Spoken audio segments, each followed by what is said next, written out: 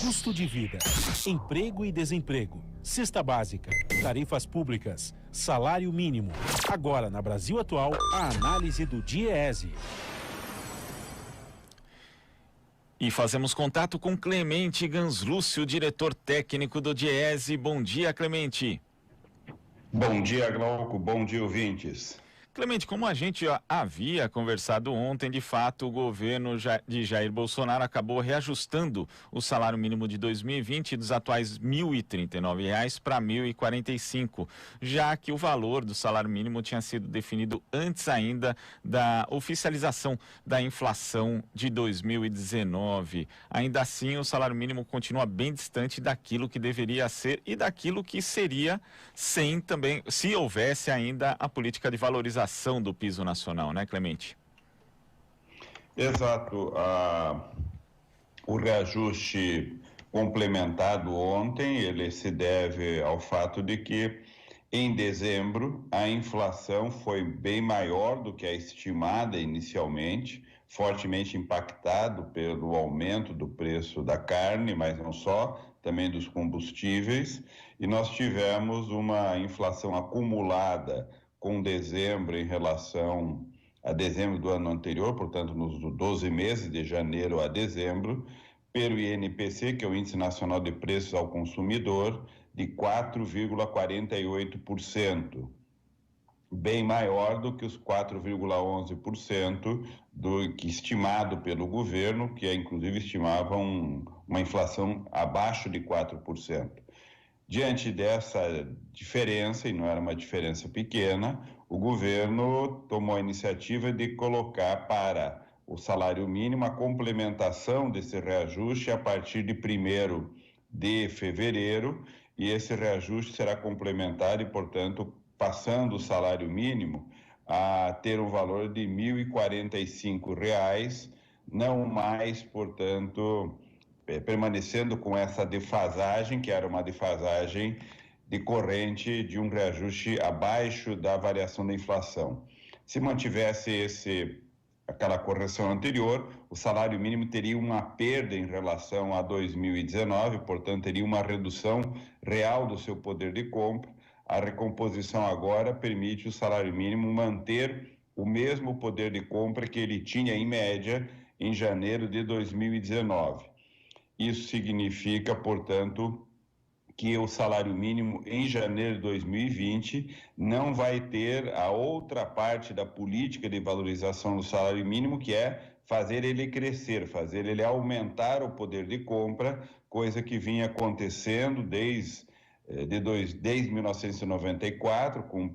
progressivos crescimentos do salário mínimos, mas intensificado e mantido anualmente desde 2004, quando as centrais sindicais fecharam com o governo federal, na época com o presidente Lula, fecharam um acordo de valorização do salário mínimo, diferente do que acontecia antes de 2004, quando nem todos os anos o salário mínimo tinha aumento real. A partir de 2004 passou-se a ter uma política onde anualmente o salário mínimo passou a ter crescimento do seu valor, e nós chegamos aos R$ 998 com uma política de valorização. Para o ouvinte ter ideia de qual é essa magnitude, caso não houvesse a política de valorização e o salário mínimo só mantivesse a recomposição da inflação, coisa que agora o novo governo Bolsonaro passa a fazer, o salário mínimo, ao invés de ser 998, deveria ser R$ 575,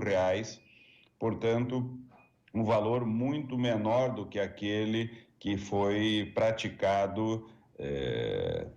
desde 2004, quando a política passa a valorizar o poder de compra do salário mínimo. Portanto, de 575 para quase R$ 1.000, nós temos R$ 425, que é o aumento que o salário mínimo teve de 2004 até 2016, 2017, quando essa política se encerra e nós não temos mais aumento real do salário mínimo, por um lado, porque a economia não cresceu, e agora porque o governo desiste, encerra essa política e vai manter somente o valor, o poder de compra do salário mínimo. É como se mantendo o poder de compra o salário mínimo em 2004, reajustado para 2019, em vez de 998, ele seria de R$ 575. É essa diferença, é esse crescimento observado no passado que para o futuro não existirá mais. Por exemplo, nesse ano, ao invés de nós termos um salário mínimo da ordem de R$ 1.045, como está definido agora a partir de 1º de fevereiro, se houvesse a política de aumento real do salário mínimo e, portanto, preservada a valorização, o salário mínimo em 1º de janeiro ou em 1º de fevereiro, como agora o governo toma como iniciativa, salário mínimo com o aumento real do crescimento econômico de 2018 deveria ser de R$ 1.062, portanto, um valor R$ 17 ou R$ 16 superior ao valor atual. Portanto, essa começa a ser a perda em relação ao crescimento econômico, ao aumento do salário mínimo, que a inexistência da política de valorização passa a ter como impacto, ou seja, o salário mínimo não continuará tendo um crescimento neste ano, estimado entre R$ 15 e R$ 17, como o aumento real que deveria ser efetivado caso a política tivesse sido mantida. Glauco. Agora, Clemente, ontem, por meio de uma rede social, o presidente Jair Bolsonaro disse que o nosso salário mínimo, vou abrir aspas, né, aqui, nosso salário mínimo é pouco para quem recebe e muito para quem paga. Uma eterna discussão entre direitos e deveres. O que você acha dessa declaração do presidente Jair Bolsonaro, Clemente? Bom, primeiro nós temos um salário mínimo extremamente baixo. Ele é não só muito baixo, mas muito distante daquilo que a Constituição Federal prevê como o menor salário a ser pago no país. A Constituição já prevê que o salário mínimo é um instrumento constitucional que deve garantir à família e aos trabalhadores as condições para financiar saúde, alimentação, lazer, transporte, moradia e, bom, todos os gastos que compõem o orçamento familiar. O DIEESE estima que para uma família de 2 adultos e 2 crianças, o salário mínimo estaria entre R$ 4.300 e R$ 4.400, portanto, mais de 4 vezes superior ao atual salário mínimo, a esse salário mínimo que vai passar a vigorar agora de R$ 1.045. Então, o salário mínimo é muito baixo e está muito longe daquilo que a Constituição já obriga como prática salarial no Brasil, ou seja, nós teríamos que ter uma política de valorização de longuíssimo prazo para que nós gradativamente tivéssemos no país uma aproximação desse valor para aquilo que a Constituição define, portanto, para ter as mínimas condições atendidas do ponto de vista do financiamento do orçamento. O trabalhador e a trabalhadora não têm no salário mínimo ainda hoje essa garantia. De outro lado, sempre o salário pago é um custo, seja para o governo, quando contrata alguém pelo salário mínimo, seja para o empregador. É um custo que esse empregador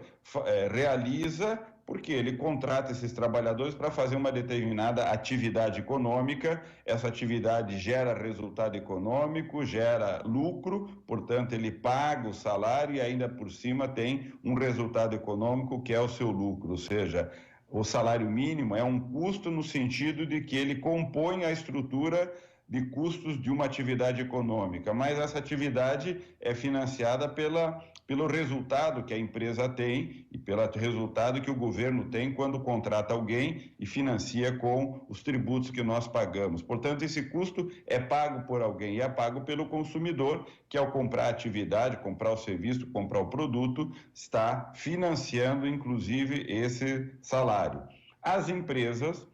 e o próprio governo melhora a performance da sua capacidade de pagar, inclusive pagar melhores salários, fazer com que os salários cresçam, quando ela aumenta a produtividade, quando ela investe especialmente em tecnologia, incorpora tecnologia no processo de produção, investe na formação, melhora os materiais, melhora a qualidade do produto, ela faz com que cada trabalhador tenha a capacidade de produzir uma maior quantidade de produtos e serviços. Isso aumenta a produtividade e permite com que esta empresa, com maior produção, tenha um melhor resultado e possa pagar também melhores salários. Então, esse custo é sempre financiado. Quem financia é o consumidor, aquele que compra o produto e o serviço, e, na verdade, o que a empresa faz é distribuir esse resultado entre o salário e entre o lucro do empregador. Os sindicatos lutam para que uma maior parte dos resultados venha para os salários. Os empregadores querem tirar o sindicato da jogada para ficar com uma maior parte como lucro. Essa é a disputa que o tempo todo acontece na sociedade, e é evidente que se uma empresa não propugna ou não trabalha o incremento da sua produtividade, na verdade não investe na própria empresa, ela no geral quebra porque ela não tem capacidade de enfrentar a atividade econômica que faz. Mas isso é um outro problema, não tem a ver com o salário. O salário cresce se a produtividade também crescer, é assim que as empresas fazem, e, portanto, incrementar o salário mínimo, inclusive fazê-lo crescer, é uma forma de animar a economia a ir para frente, ou seja, melhores salários, mais consumo, mais produção, as empresas crescem, as empresas aumentam, contratam mais trabalhadores, pagam mais salários e assim a economia tem uma dinâmica virtuosa.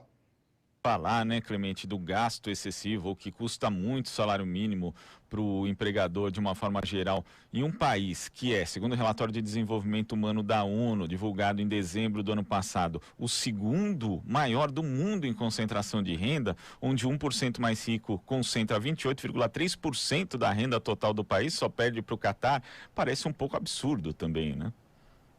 Exato, Glauco.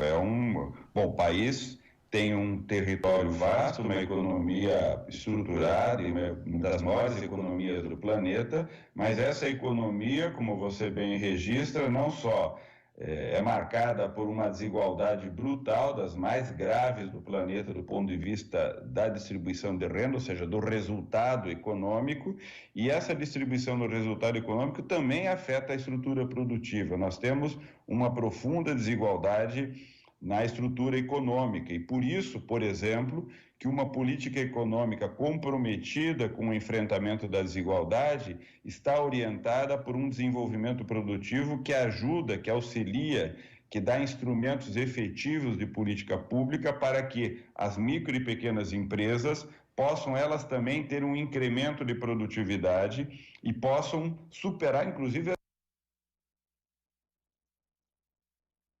no Brasil, para que o salário mínimo tenha sucesso do ponto de vista econômico, é sim necessário que as micro e pequenas empresas incrementem a produtividade, aumente a sua capacidade de produção, inclusive para superar as enormes desigualdades econômicas entre a capacidade produtiva de micro e pequena empresa e de uma grande empresa. Em outros países, essa diferença entre grande e pequena e média empresa é muito menor. No Brasil, as desigualdades também entre as empresas são enormes e elas contribuem para que a desigualdade distributiva também aconteça. Portanto, e inclusive as micro e pequenas empresas muitas vezes são responsáveis em grande parte por pagar um salário mínimo extremamente baixo e, portanto, o enfrentamento desse problema da desigualdade exige uma política claramente voltada para o fortalecimento da capacidade produtiva de micro e pequenas empresas. Tá certo, Clemente. Muito obrigado pela sua participação e até amanhã. Até amanhã. Conversamos aqui com o diretor técnico do DIEESE, Clemente Ganslúcio.